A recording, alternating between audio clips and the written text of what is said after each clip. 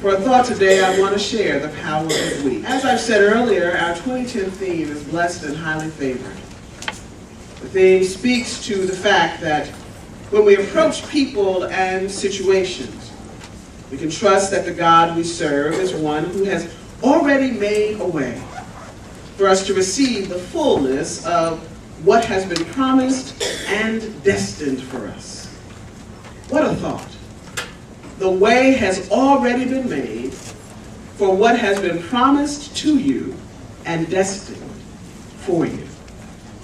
When God encouraged us to expand our visions and dreams on watch night, we are to do so trusting that all that we need, we already have. Who we are is already sufficient.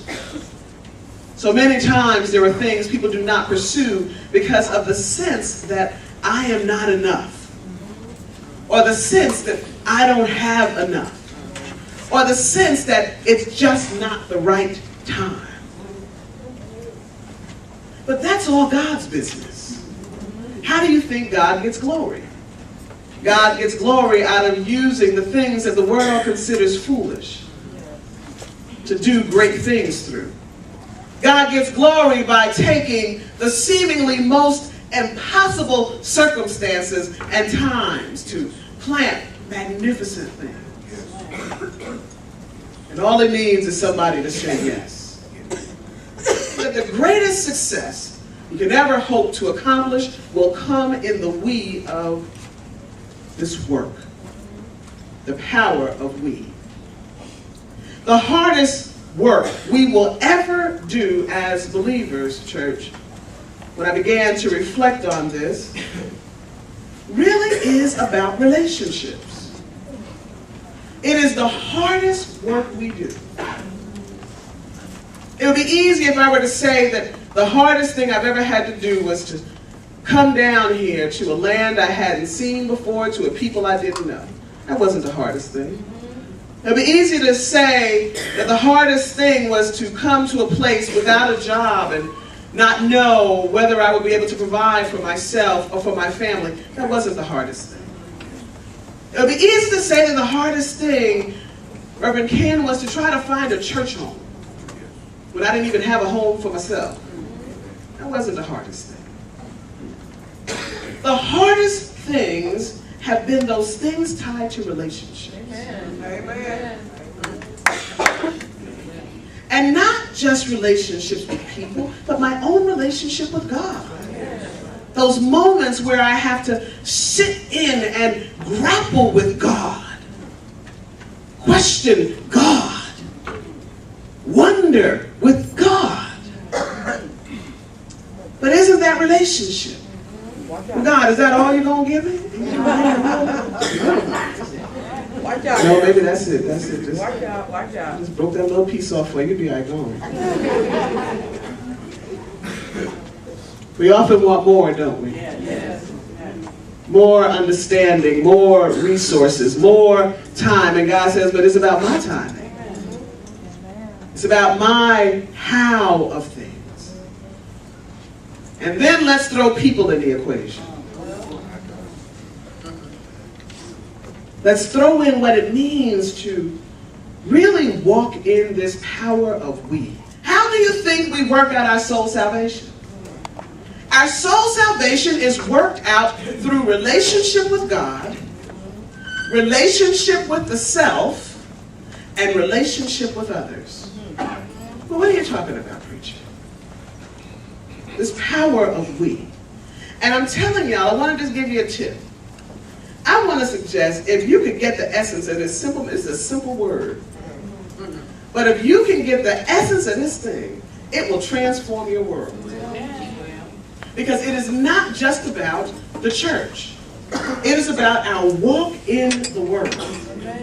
Relationships. So when asked, Jesus said, listen, I know that there are a lot of laws and things like that out there, but I want to tell you that these are the main things I need you to focus on as believers. To be good followers of God, this is what you need to do. You need to have a great relationship with God. And let that be your primary relationship. Nobody else should be on the throne of your life but God. Well, how do I know who's on the throne? Look at your checkbook. Look at your time. Your heart's going to tell on you every single time. And look at the fruit in your life. God can only produce love. So if you've got high drama around you all the time, if you've got people in your world that are not living lives that line up with God, everybody around you using crack. It's something wrong with that. Everybody around you whoremongering. It's something wrong with that. Oh, but I live righteous. But everybody around, everybody. God is a God of love.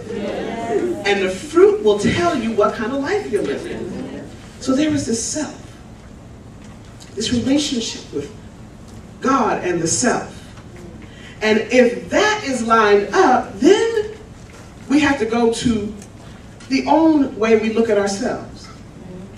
So I can have a great relationship with God and then go home every night, Reverend Leslie, and be ready to kill myself because I can't stand what I see when I look in the mirror. I'll go out, evangelize, preach, teach, and hate myself.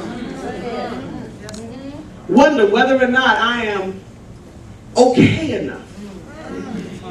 Wonder whether or not who I am is sufficient, who I am is good, who I am is okay to even dwell in the universe, because them tapes of other folk keep playing in my mind telling me I'm not anything, I'm never going to be nothing, and that could have nothing to do with my relationship with God. Wondering whether or not with your past God really can use you, love you, make it plain, care for you.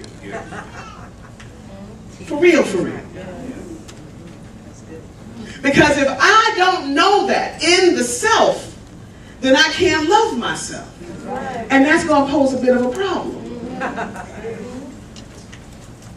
It's going to be a little bit of a problem. And it's going to be a little bit of a problem because what Jesus said for me to do was love God with my whole heart, mind, and soul.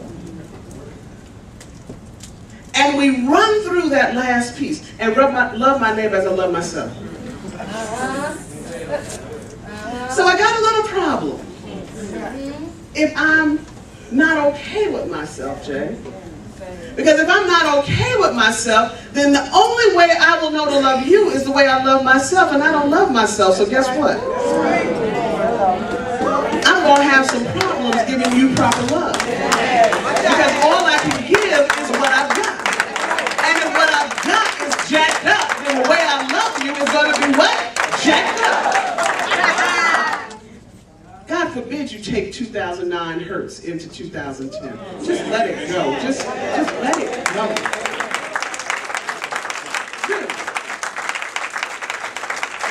Let it go. Let God heal you. And then step into 2010 with all that load and burden off of you. That God can really use you. And then went on to talk about when we touch and agree. When I touch and agree with another sister or brother, the Lord said, listen, not only am I going to be there, but I'm going to hook you up. I'm going to do these things that you are believing me for.